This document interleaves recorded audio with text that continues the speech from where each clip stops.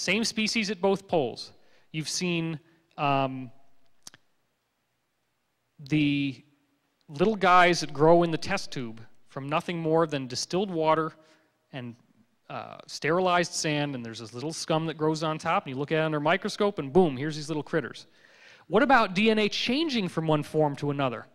What about transforming DNA from one form to another so that you have the given genetic material of one species and it transforms into something else?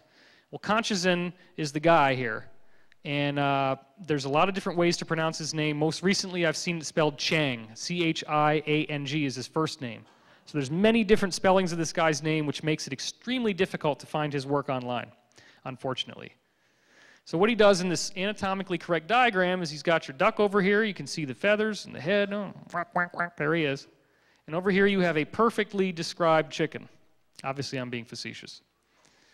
And what you have here is these little funnels that are built into the side of a little pentagonal box. And he zaps this little duck with microwaves, and all the microwaves go through these copper pipes from one room to another. If you talk in here, you'll hear it in here. It's air that can pass through.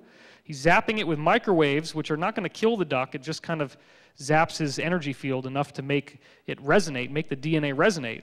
And over here you have a chicken that has eggs in its womb. So now I want you to look at the physiology of a duck. Notice the long beak, the webbed feet, the longer neck, the larger internal cavity of organs. Whereas a chicken, by comparison, this is not what they looked like when they came out, by the way. That's just to fool you. I actually found this when I was looking for the picture of the chicken with the webbed feet, and then I found him with ducks, or her with ducks, and I'm like, wow, isn't that a synchronicity? So anyway, look, shorter beak, no webbing between the toes. This is what actually hatched. These are called duck hens. You see webbing between the toes. You see this strange-looking head. We can get a better look at it here. The eye's position is different. You get the duck-shaped head, the longer beak, the webbing between the toes. Now here's the stats. He zapped a total of 500 eggs, 480 of them hatched. 80% had a flat duck-shaped head like you just saw. 90% had the shift in the position of the eyes. 90%. And 25% had webbing appear between the toes. This is a Chinese scientist who did this. It's an amazing piece of research. You go from this, and you blend it with this, and you get duck hens that are half and half. It's an amazing phenomenon. So if you've ever wondered what the heck is the duck-billed platypus, maybe it just so happens that a bunch of ducks and a bunch of moles got together and did that which we cannot speak of in polite company. And God got so angry that he smited them with a lightning bolt, and then they had lots of little babies, and the babies are like, Daddy, Mommy, oh wow, what the hell am I? That could have been what happened, or maybe God just has a weird sense of humor. Garyev is where we get to the final point that's going to help round out the whole talk, DNA transformation. You have frog eggs, okay? The frog eggs are laid, and they're all sitting there, and then you have a salamander's eggs, and you take a laser beam that's not going to burn them, it's not going to kill them, it just picks up the wave information from the salamander. You take those salamander eggs, you shine the wave through it, you redirect the wave into the frog eggs. Guess what happens to the frog's eggs? You get a complete metamorphosis. The genetic material of the frog's eggs becomes cannibalized by the wave of the salamander. Cannibalized is maybe a strong word to use, but it gobbles up all the genetic material that was going to make a frog and totally rewrites the code and transforms it into a salamander's body. And it happens in one generation. You have eggs that come out of a frog's body, and they turn into a completely different species. That doesn't take very long. It's instantaneous energetic change. And so what we're seeing is this is the engine of evolution. This is what the solar system is doing to us. The solar system's energy that's causing all the planets to charge up is the same as the energy of the laser that goes through the salamander and shines into the frog, transforms the frog eggs into salamander eggs, and they become healthy adult salamanders that can breed with each other. They don't get all these genetic problems when they get older. They don't have the complications associated with genetic cloning, of the genetic conundrum that you have with Dolly the sheep, where like the feet go bad as she gets older. So again, I want to have you look once more at the fossil record, this 26 million year cycle. Why do you think it's happening in such regular intervals of 26 million years? This is Rope and Sepkoski. Why do you think they found another cycle that's 62 million years long? What do these zones actually represent? Well, here's what we're going to talk about to cap off the whole talk for you. Galactic bioenergy fields may be responsible. We now know, thanks to Dr. William Tift, that even though most scientists associate redshift, which is just a microwave frequency, that's all it is microwave light, they associate redshift with distance. Tift has looked, and his colleagues and people that have followed after him, have looked at hundreds and hundreds and hundreds of galaxies. And every single galaxy that they look at has a structure like this. Okay, what you're seeing here is this is high intensity redshift or high intensity microwaves, and then it goes lower and lower as you go out. So these frequency changes are very regular. This is within a regular galaxy now. And what's happening is, you can see another example of it here. These are redshift structures. You see the layers. What's happening, we know from Dr. Rosine Lallement, and here's the link down at the bottom, and you can verify this. She thinks it's only a coincidence, but what she sees is that the local interstellar medium, the clouds that are around our solar system, are moving directly away from the center of the galaxy. They are expanding away from the center of the galaxy.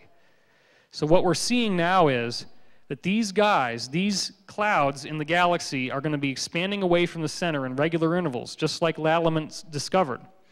This appears to have the energy from the galaxy that reprograms all DNA and all life on Earth.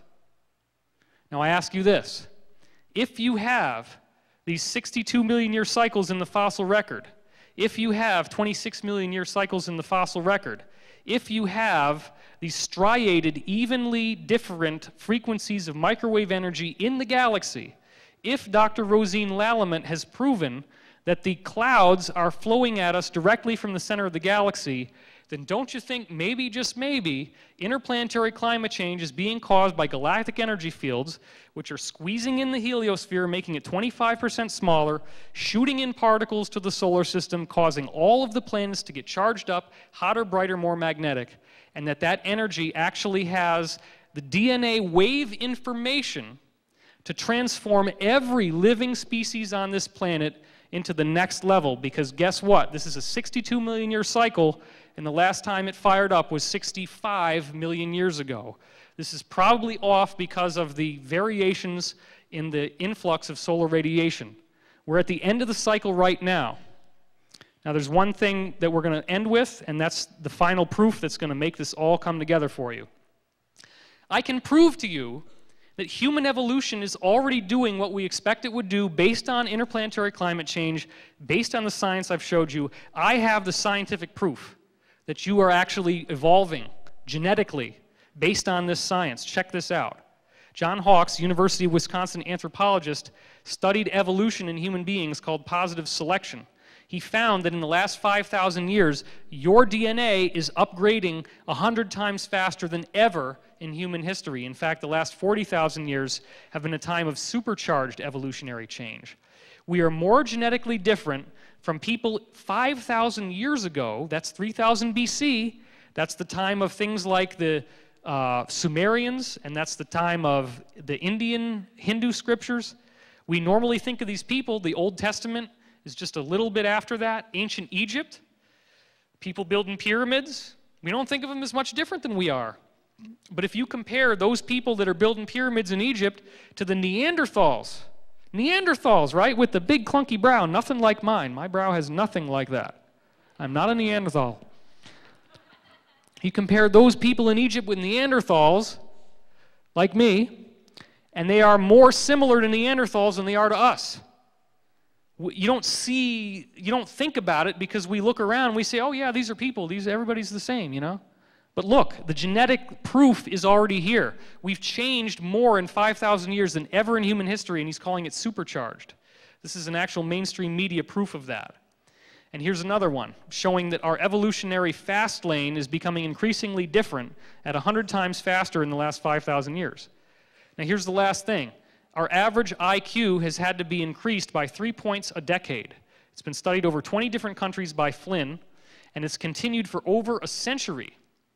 And it is happening the most, our IQ is rising the most in abstract non-verbal patterns, which means it doesn't have to do with us reading more magazines, newspapers, and surfing the internet. It's a symbolic intelligence. So this is the hardcore proof scientifically measurable. The reason why the